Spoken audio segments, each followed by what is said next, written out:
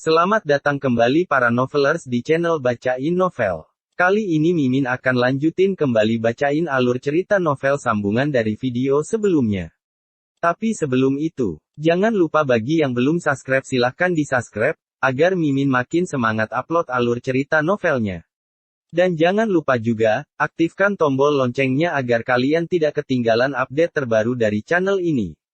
Selamat menikmati alur ceritanya. Bab 16. Bapak Qodir, Anda terlalu sungkan. Hadi berkata sambil tersenyum, dia masih sedikit bingung, bagaimanapun juga Bapak Qodir adalah seorang direktur di rumah sakit umum, ditambah lagi tempat ini adalah rumah sakit terbesar di kota Lautan Timur, setiap hari pasti banyak orang yang meminta bantuannya. Tetapi hanya terhadap Hadilah Bapak Qodir bersikap begitu baik, dia berusaha menyenangkan Hadi. Apakah ini karena Bapak Qodir memiliki hubungan dengan Bapak Zamri? Hadi diam-diam bertanya di dalam hatinya. Syukurlah bila Anda merasa lebih baik. Qodir tersenyum dan melanjutkan. Bapak Tazudin baru saja sembuh dari penyakit serius, saat ini membutuhkan beberapa suplemen untuk memulihkan kondisi badan. Hei, ini. Tiba-tiba saja, Qodir melihat kotak hadiah berisi teripang di tempat sampah, matanya melotot lebar, dia merasa sedikit terkejut, seperti teringat akan sesuatu. Itu hadiah dari menantu saya, tetapi saya tidak menyukainya, jadi saya buang ke tempat sampah. Meskipun Tazudin tertawa, tetapi dalam hatinya, dia merasa marah dan kesal. Fernando yang tidak berguna itu, dia bukan hanya mempermalukan keluarga Yasmudi di hadapan para kerabat, sekarang bahkan Bapak Qodir pun melihat teripang murahan tersebut, benar-benar memalukan. Semua kerabat Fernando juga ikut menatap Fernando dengan tatapan dingin. Pak Tazudin, apakah saya boleh melihat hadiah ini? Tazudin menatap kotak hadiah berisi teripang, dia menggosok-gosok tangannya karena malu. Tentu saja. Tazudin tertegun sejenak. Hadi, ambil kotak hadiah itu dan perlihatkan kepada Bapak Qodir. Tidak perlu, bagaimana mungkin saya merepotkan Pak Hadi untuk melakukan hal semacam ini, saya bisa melakukannya sendiri. Qodir melambaikan tangannya, dengan cepat dia mengambil kotak hadiah itu dan melihatnya dengan hati-hati, dia kemudian bertanya. Pak Yasmudi, bolehkan saya membukanya? Tentu saja, Tazudin berkata sambil tersenyum. Qodir pun tidak sungkan lagi dengan penuh keahlian dia membuka kotak tersebut, dokter itu kemudian memeriksa dua teripang di dalamnya dengan seksama. Kemudian, wajah Qodir menunjukkan ekspresi tidak percaya, dia pun menarik napas. Ini, saya tidak menyangka ada teripang seperti ini di negeri ini. Apa maksud Pak Qodir? Semua orang di kamar terkejut begitu mendengar hal ini. Bapak Qodir, itu hanyalah sebuah teripang, apakah perlu sampai terkejut seperti itu? Tazudin bertanya penasaran. Barang seperti ini sangat banyak ditemukan di pasar, sama seperti sampah nilainya jauh lebih rendah dari ginseng yang diberikan menantu tertua saya. Ginseng itu harganya lebih dari 10 juta rupiah per buah. Pak Tazudin, apa yang Anda katakan, astaga. Qodir menghela nafas, dia sangat menyayangkannya. Ini bukan teripang biasa, ini adalah teripang khusus dari pelabuhan Morsman Arktik di Rusland, tidak bisa dibandingkan dengan teripang kualitas rendah di negara ini. Perbandingan kualitasnya sangat jauh bagaikan langit dan bumi. Benarkah? Tazudin dan semua kerabat tercengang. Tentu saja benar, Qodir mengangguk. 2 tahun lalu, ada seorang menteri yang dirawat di rumah sakit kami, dan salah satu suplemen yang dikirim para bawahannya adalah teripang ini, saat itu saya sampai mencari informasinya. Harga teripang ini 20 juta rupiah. 20 juta, kalau begitu tidak terlalu mahal. Bila membandingkan ginseng yang suami saya beli dengan teripang ini, perbedaan harganya masih sangat jauh. Yana mengerucutkan bibirnya, tapi jika dia sendiri disuruh mengeluarkan uang 20 juta untuk membeli teripang, tentu saja dia tidak akan rela. Memang harga satu buah teripang adalah 20 juta. Qodir berkata sambil melirik Yana. Di dalam kotak ini ada 2 teripang, ditambah kemasan, biaya transportasi udara, pajak dan biaya lainnya, mungkin total uangnya sekitar 80 juta. 80 juta. Mulut Yana terbuka, sulit baginya untuk percaya. Benarkah 2 teripang murahan ini harganya mencapai 80 juta rupiah? Bapak Qodir, Anda tidak sedang bercanda, kan? Tazudin pun tidak dapat mempercayainya. Lain halnya jika Hadi yang memberikan hadiah itu. Tazudin pasti akan mempercayainya. Intinya, teripang ini adalah hadiah dari Fernando si miskin yang tidak berguna, mana mampu dia memberikan hadiah seharga 80 juta. Saya tidak bercanda, Kodir berkata dengan serius. Saya memiliki pengetahuan terhadap produk-produk kesehatan, saya sangat yakin bahwa teripang ini asli. Sungguh tidak kusangka, bahwa Fernando, si miskin yang tidak berguna ini, ternyata bisa menghabiskan 80 juta demi membeli hadiah untuk ayah. Yana melirik Fernando, dan bergumam dalam hatinya. Tidak, anak ini tidak punya pekerjaan, bagaimana mungkin dia bisa mengeluarkan begitu banyak uang? Sudah pasti Sarah yang menyuruh Fernando membeli teripang ini dan membayarnya, semua ini demi menyelamatkan kehormatan Fernando di hadapan para kerabat. Wah, aku tidak menyangka Sarah masih memiliki sisa tabungan, aku pikir dia sudah kehabisan uang. Setelah membayar 175 juta, tapi sepertinya tabungannya sangat banyak. Saat itu dia bilang bahwa dia sampai tidak punya uang naik kendaraan gara-gara menolongku, sepertinya itu semua bohong.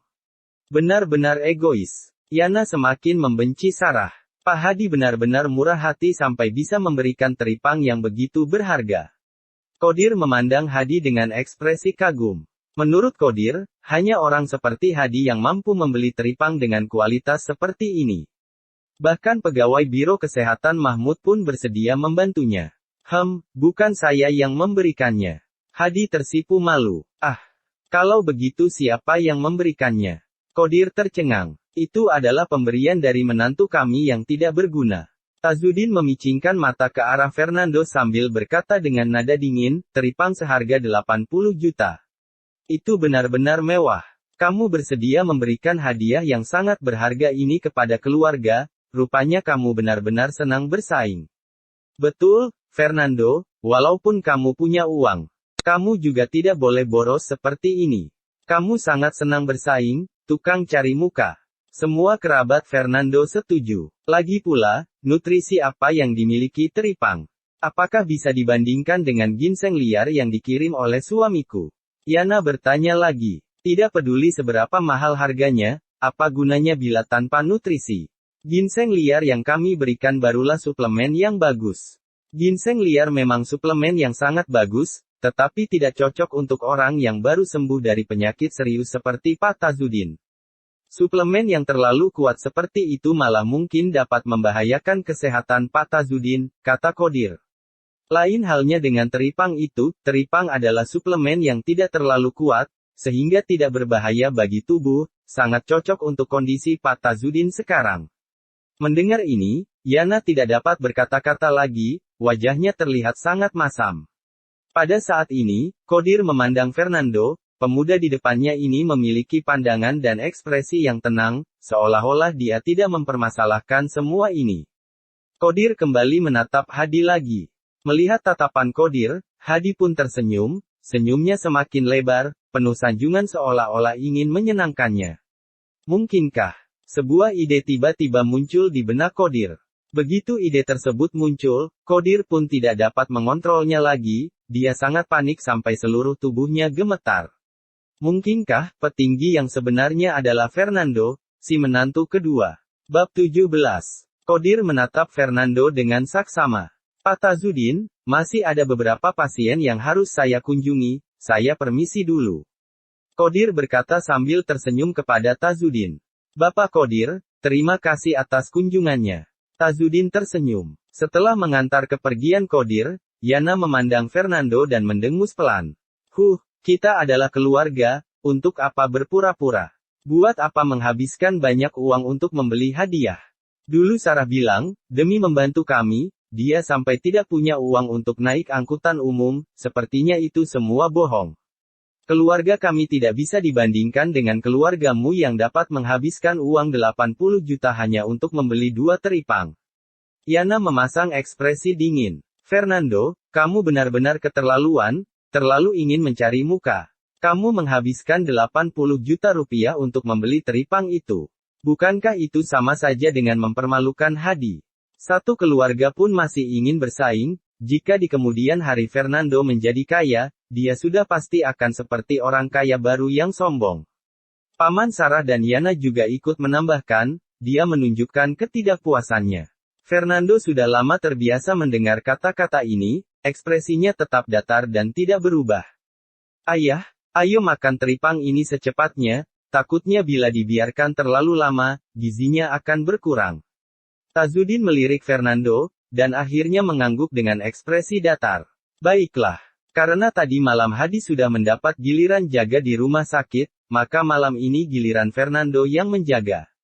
Fernando pun tidak menolak, ini sudah seharusnya dia lakukan. Malam itu, Yana, Hadi, dan semua kerabat Fernando lainnya pulang, sedangkan Fernando bermalam di rumah sakit. Karena tidak ada tempat untuknya tidur, Fernando hanya bisa membaringkan kepala di atas meja. Keesokan paginya, alarm di ponsel berdering dan membangunkan Fernando. Fernando pergi ke kamar mandi untuk mencuci muka. Setelah cuci muka, dia lalu turun demi membelikan sarapan untuk Tazudin. Fernando kemudian menyeret tubuhnya yang masih mengantuk dan naik taksi ke perusahaan instrumen medis Ed.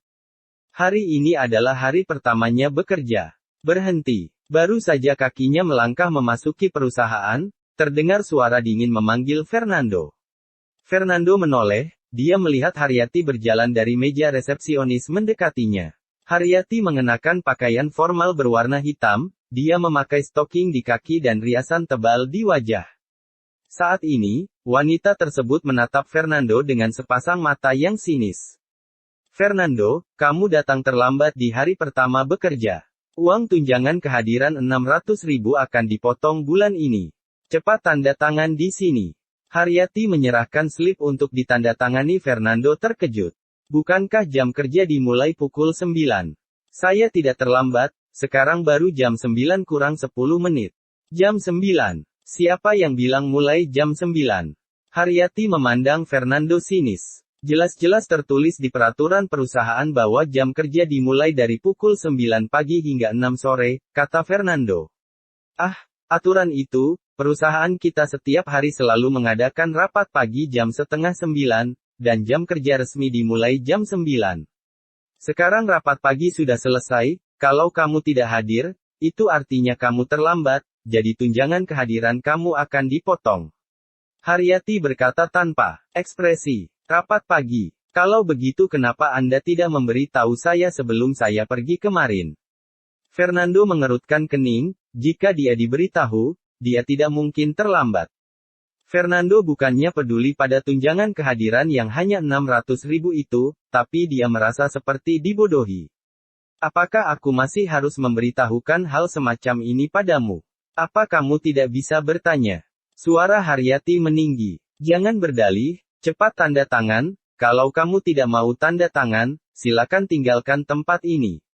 Hari pertama bekerja saja sudah datang terlambat, bagaimana perusahaan mau mempekerjakan kamu yang memiliki sikap kerja yang seperti ini?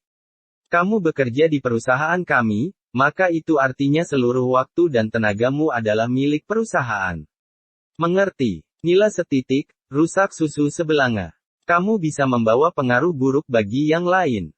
Haryati berbicara dengan sangat keras, membuat banyak karyawan lain melihat ke arah mereka dengan rasa penasaran, mereka sepertinya sangat menikmati penderitaan orang lain. Fernando menggelengkan kepala, mengambil slip, dan menandatanganinya. Tidak mudah baginya mendapatkan pekerjaan, Fernando tidak mau dipecat di hari pertamanya bekerja. Melihat tanda tangan Fernando, Haryati tersenyum penuh kemenangan. Setelah menandatangani slip tersebut, Fernando tiba di meja kerjanya yang berada di pojok ruangan, banyak kantong sampah yang mengeluarkan bau aneh tergeletak di sebelahnya. Fernando, ini yang harus kamu kerjakan, kamu bisa mempelajarinya sendiri. Haryati membawa setumpuk dokumen tebal dan melemparkannya sembarangan ke depan Fernando. Pelajari sendiri. Apakah tidak ada pelatihan prakerja? Fernando bertanya bingung. Pelatihan prakerja? Kamu berharap terlalu banyak. Dalam beberapa waktu ke depan, kamu sendirian yang akan bekerja. Aku tidak akan menghabiskan waktu dan sumber daya hanya untuk memberi pelatihan prakerja untuk kamu. Haryati memicingkan mata ke arah Fernando. Omong-omong, saat istirahat makan siang, ingatlah untuk membuang kantong sampah yang ada di sebelahmu. Karena kamu duduk di sini, untuk kedepannya urusan membuang sampah akan diserahkan padamu. Setelah selesai berbicara, Haryati segera berbalik. Pergi. Setelah Haryati pergi, Fernando mengambil dokumen di atas meja dan mulai mempelajarinya. Fernando bekerja di Departemen Pemasaran, pekerjaan utamanya adalah memperluas pangsa pasar, menegosiasikan kerjasama dengan berbagai rumah sakit dan klinik, serta memasok peralatan medis.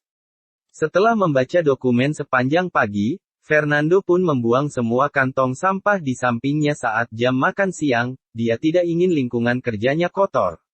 Wah, karyawan baru ini cukup patuh. Jika Bu Haryati memintanya membuang sampah, dia langsung membuangnya. Melihat pemandangan ini, semua rekan kerja Fernando langsung mulai membicarakannya. Sepertinya dia telah menyinggung Bu Haryati. Perusahaan kita tidak ada aturan memotong tunjangan kehadiran penuh karena tidak hadir dalam rapat pagi. Benar, sudah begitu dia masih karyawan baru. Sangat menyedihkan, baru saja mulai bekerja sudah dipotong tunjangan kehadiran sebesar 600.000. Dia pasti telah melakukan kesalahan. Sekali lihat juga tahu bahwa karyawan baru ini adalah seorang pecundang. Bila itu adalah aku sudah marah dari tadi pada saat istirahat makan siang. Tadi malam Fernando tidak dapat tidur dengan nyenyak, baru saja berbaring di atas meja, dia langsung ketiduran. Duk duk duk. Fernando dapat merasakan mejanya diketuk beberapa kali. Dia membuka matanya yang berat, ternyata Haryati. Ada yang bisa saya bantu?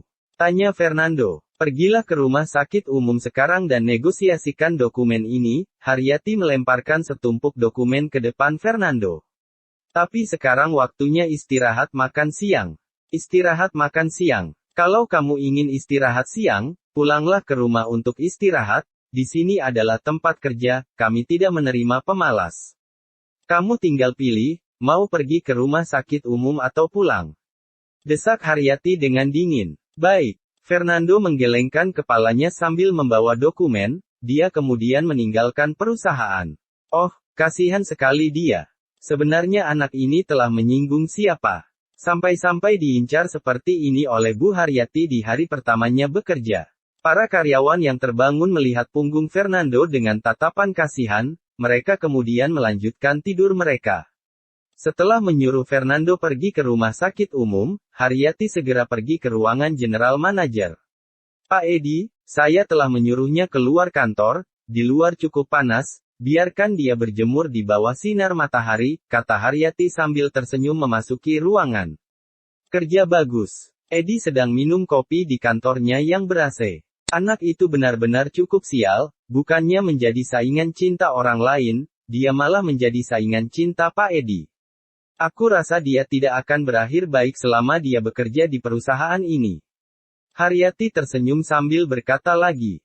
Rumah sakit umum. Kalau begitu, Fernando. Haha, direktur rumah sakit umum yang bernama Kodir itu benar-benar susah diajak bicara, pasar di sana juga sangat sulit. 2 hari yang lalu aku sudah pergi ke sana, mau bagaimanapun, orang itu tidak bersedia bekerja sama, aku sudah menyerah. Edi tersenyum dingin. Rumah sakit umum adalah tempat di mana dia bertemu dengan Fernando dan Sarah waktu itu. Jadi, sudah dapat dipastikan si miskin Fernando tidak mungkin berhasil mendapatkan kerjasama itu. Saat dia kembali nanti, kita bisa membuat perhitungan atas masalah ini dengan mengurangi gajinya, atau hukuman lainnya. Pak Edi, di hari pertama dia bekerja sudah diperlakukan seperti itu, mungkinkah dia akan langsung mengundurkan diri? Kata Haryati cemas. Edi tertegun. Benar juga yang kamu katakan, ini semua karena aku terlalu ingin mempermainkan Fernando, sehingga berbuat terlalu berlebihan, tidak seru jika dia langsung berhenti bekerja. Sepertinya kita harus membuat rencana jangka panjang, biar aku pikirkan dulu. Di kantor Direktur Rumah Sakit Umum Kota Lautan Timur, Kodir sedang duduk di ruangannya sambil merokok, kekhawatiran terlihat di matanya. Ide yang muncul kemarin masih ada di benaknya. Di telepon, Mahmud bilang padaku supaya membantu Tazudin pindah kamar, hal tersebut merupakan permintaan dari Tuan Kasril. Sangat jelas bahwa atasan tersebut memiliki hubungan dengan Kasril dan Tazudin, awalnya aku pikir itu adalah Hadi. Jika Hadi bisa meminta bantuan kepada Kasril, maka dengan kemampuannya itu, seharusnya dia tidak perlu begitu sopan padaku. Mahmud saja harus memperlakukan Kasril dengan begitu hormat. Sedangkan menantu kedua, yaitu Fernando, setiap kali dia melihatku, ekspresinya sangat tenang dan acuh tak acuh. Memikirkan ini, sebuah pencerahan muncul di kepala Kodir. Bersambung ke bab 18. Terima kasih telah mengunjungi channel ini. Sampai jumpa di bab berikutnya.